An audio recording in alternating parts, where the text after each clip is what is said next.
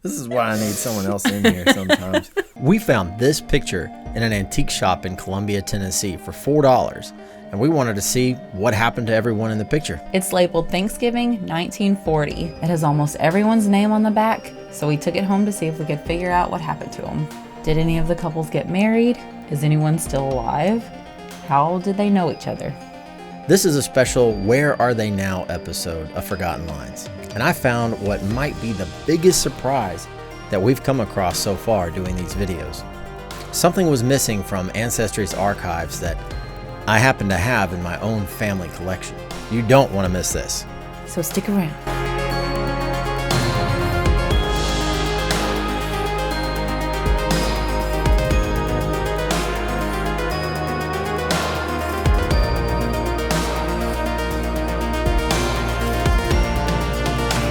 My name is James Daugherty. And I'm Alicia Daugherty.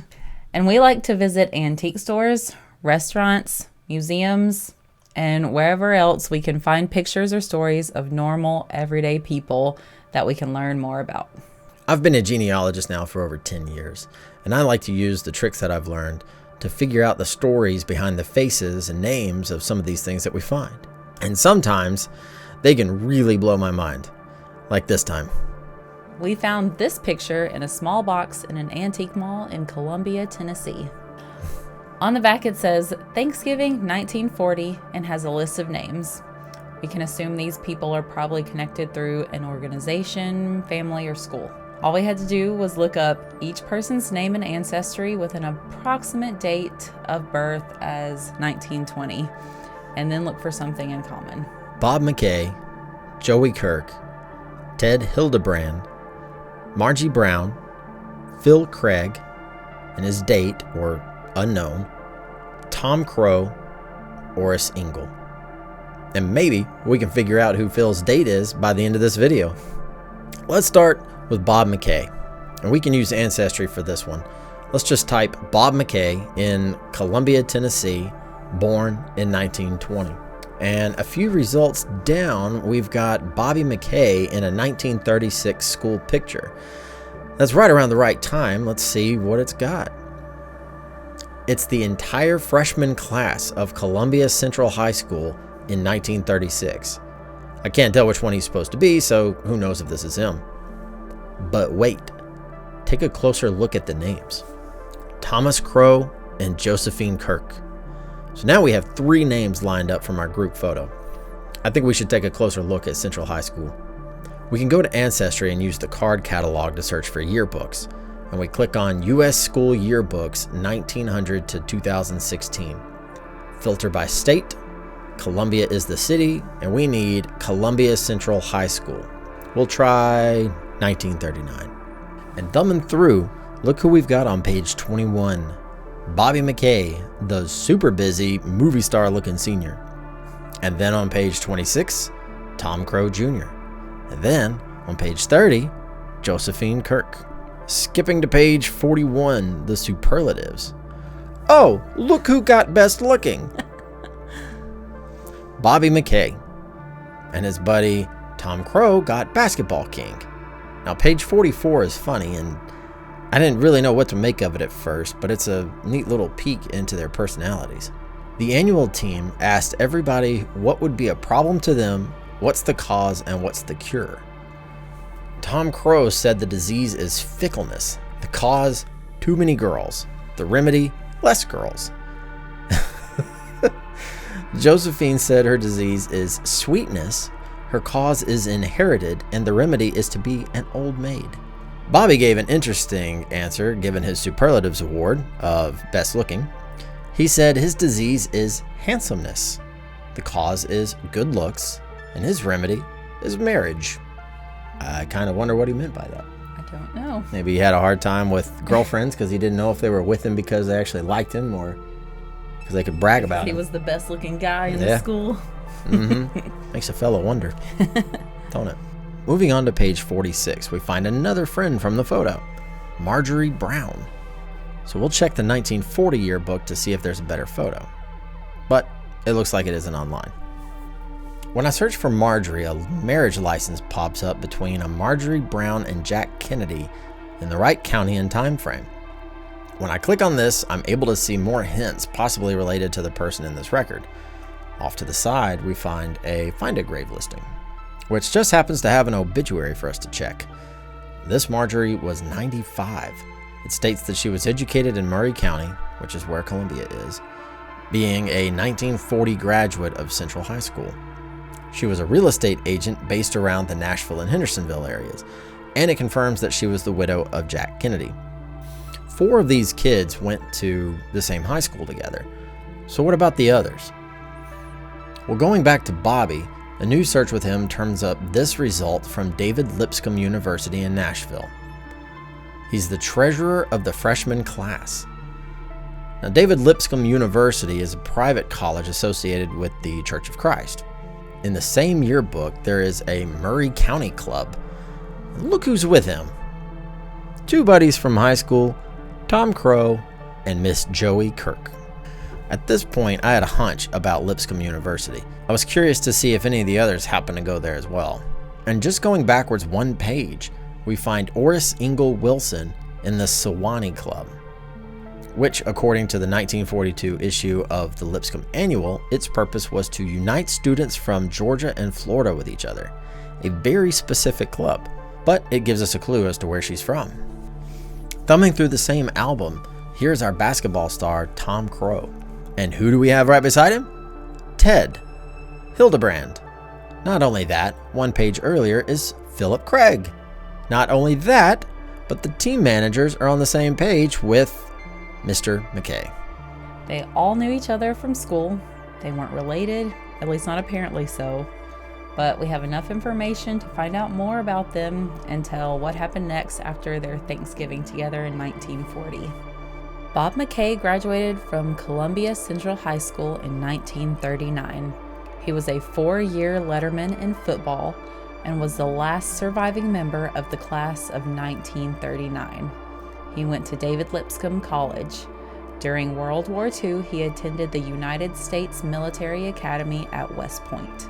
He served as a first lieutenant in the 63rd Infantry Division. Bob spent his entire career in broadcasting and advertising. He owned and operated Middle Tennessee Broadcasting Company. He married Ada Lois House in 1945, and they stayed married for 54 years until her death in 1999. Bob passed away June 6, 2015. He was 94 years old. Thomas Crow Jr. went to University of Tennessee after going to Lipscomb. He was a lieutenant in the Navy and participated in the invasion of Normandy on D-Day, June 6, 1944, and was awarded the Silver Star. In 1947, he married Catherine Alderson in Columbia. They had 3 daughters. In 1950, they moved to Nashville, where he was the territory manager of a rubber tire factory. Sometime after, they moved to Decatur, Georgia, just outside of Atlanta, where he worked as an investment broker until he retired. He died at 69 years old on November 5th, 1990, exactly 35 years from the date that I wrote this script. Theodore Ted Hildebrand graduated high school in Whitehaven, Tennessee in 1938, just outside of Memphis. He was on the basketball team and won the state championship. He graduated from David Lipscomb in 1940. He served in the Army Air Corps in World War II. This path carried him into a long career with the FAA. He was an air traffic controller in the Memphis International Airport Control Tower until he retired in 1978. He was in a bowling league until he died. He married Elizabeth Brown, no apparent relation to Marjorie, in 1941, and they stayed together for the next 67 years. He died on February 2nd, 2008. He was 87 years old. He and his wife Elizabeth are buried together in South Haven, Mississippi. Josephine Joey Kirk was born April 10, 1921, and also graduated Columbia Central High School in 1938 before going to Lipscomb. She married Paul Hembry, who also went to Lipscomb. Now here's something cool. The Nashville newspaper has an article about her wedding, and lots of details there. But also, one of her bridesmaids was Horace Ingle Wilson. According to her obituary, she taught Sunday school and taught at Murray County schools. She worked for the Tennessee Valley Association, the VA administration, and the Board of Education in Davidson County. She was a member of several bridge clubs. She was 85 when she died November 27, 2006. Coincidentally, Thanksgiving in 1940 was on November 28th. She is buried at Woodlawn in Nashville with her husband of 60 years, Paul, who was 99 when he died in 2020. Oris Ingle Wilson joined the group at David Lipscomb too.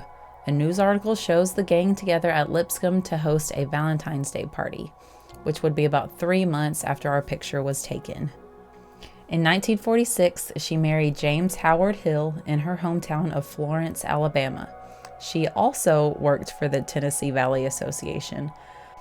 She was a longtime active member of Wood Avenue Church of Christ and volunteered at ECM Hospital for 16 years.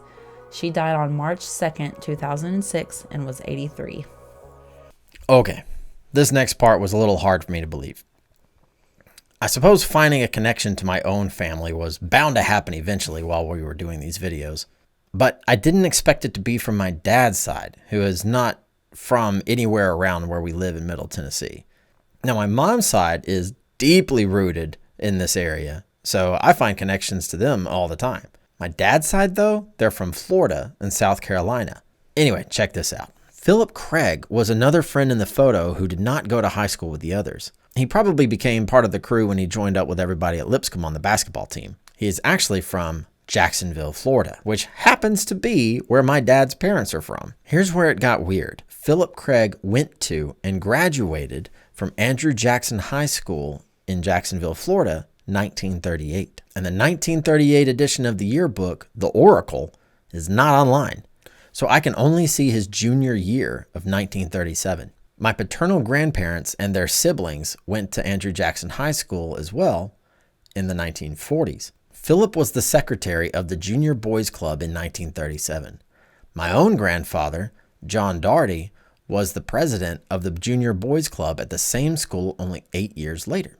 This is the same grandfather that I found the slide of the tombstones in one of the last videos that we made. Go check that one out. They were about 8 years apart, so I don't expect that they really knew each other. But wait, there's more. Keep in mind, we found this picture in an antique shop in Columbia, Tennessee, about 613 miles away from Jacksonville, Florida's high school. Philip is on the 1940 Jacksonville census with his siblings. One was a younger brother named Mac Craig, born in 1926, the same year as my grandfather's brother, Jack. You might remember I referenced him when I fired up his old slide projector in the video with the slides. And I just knew that Philip's little brother Mac and my grandfather's older brother Jack graduated high school together. Jack and Mac. Jack and Mac. Mac Jack. That's probably what they called him. Probably. But I couldn't prove it because Ancestry does not have the 1943 Jacksonville High School yearbook, The Oracle, online for me to look at. They would have been seniors together in 1943, so I can't use the internet. But look what I've got! The Oracle from 1943. How cool is that? Because of course you do. Because who doesn't have a copy of this, just laying around on the bookshelf in the living room? From a state that you've never lived in. Actually, it was in a storage unit that was about 20 degrees when I ran out to check it. It's about 10 o'clock at night and 20 degrees outside. But this is one of those times where you get a hunch and you just got to know if you're right. I mean, it could wait till tomorrow, but why?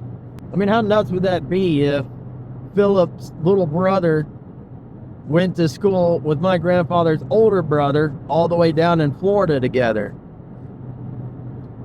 That's some small world stuff.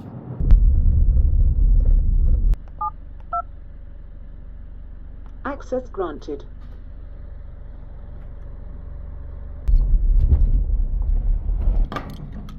I think it's back here. Yep. Yep, they're in there under my Legos.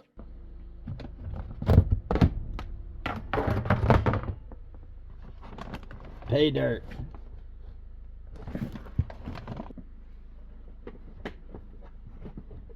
$47, $49, $46, $41, and there it is.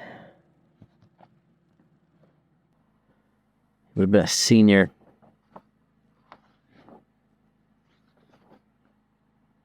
There's my guy, Jack Doherty. I've seen that picture a million times.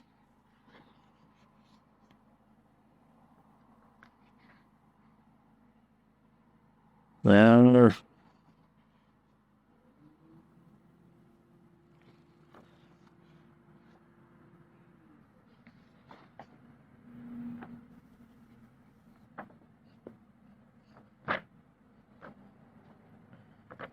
there he is. Did you even check for his signature? I did. Oh, okay. Well, I didn't check the covers because they mostly signed in the middle, like under their names and stuff. Yeah. See? Most popular. Yeah, look who got most popular. Matt Craig. Old Mac. 50% of Jack Mac. This is why I need someone else in here sometimes. So here's my guy right there, Mr. Jack Doherty. And we'll just... It'd be funny if Mac's last name rhymed with Doherty. Right there. Matt Craig. If you haven't already gotten a copy of the 1943 Oracle from Andrew Jackson High School, I strongly recommend it. Who even are you? And there he is, Matt Craig in the 1943 yearbook of a school 600 miles away that I just happened to have. Mac and my granduncle Jack were both editors of the school newspaper together and members of the Senior Fellows Club. I didn't expect to find that one of the guys in a picture we found in the middle of Tennessee with his buddies in Nashville grew up in Jacksonville, Florida, or that his brother knew my grandpa's brother in school. And in case you're curious, Mac moved to Nashville in 1943 to go to David Lipscomb also.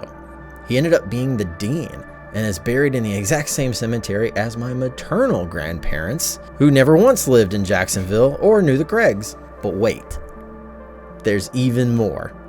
Our guy from the photo, Philip, went back to his alma mater in Jacksonville to teach in 1947, the year that my grandmother was a senior. So it finally happened. I found someone in a picture that directly interacted with someone in my family. Not here in Tennessee, Nope. but all the way in Florida. Yep. Jacksonville, Florida. I figured all this out at midnight, so I called my grandmother the next morning because I had to know if she remembered the Craig brothers or Philip, the young new teacher in school. But she didn't remember them. I mean, it was a huge school in a big city, and it was like 80 years ago. Yeah, I can't even remember what happened last week. Philip Craig mustered into the Navy in January 1942, where he served as a lieutenant aboard a minesweeper in the South Pacific. He then married Helen Nolte in December 1942. Philip went on from the school selling paper products throughout the Southeast and retired as an executive vice president of a regional paper company. He died on December 6, 2006. His date in the photo is the only person without a name, so I wondered if she happened to be Helen, because there definitely was a Helen Nolte at his high school in Jacksonville while he was there. But the yearbook photo isn't the greatest. However, this user uploaded photo of Helen is much better, and I think that's a match. We now have a name for this mystery guest, Helen Nolte. Unfortunately, I couldn't find anything about Helen after 1950. She's listed in an obituary index in 2011, but there's no details and the link doesn't work. She and Philip must have split up at some point because he was married to a Lucy Francis at the time of his death. This group of friends, from what we can tell, went on to live long and productive lives. And thankfully, somebody named everyone on the back of this photo so that we could tell their stories.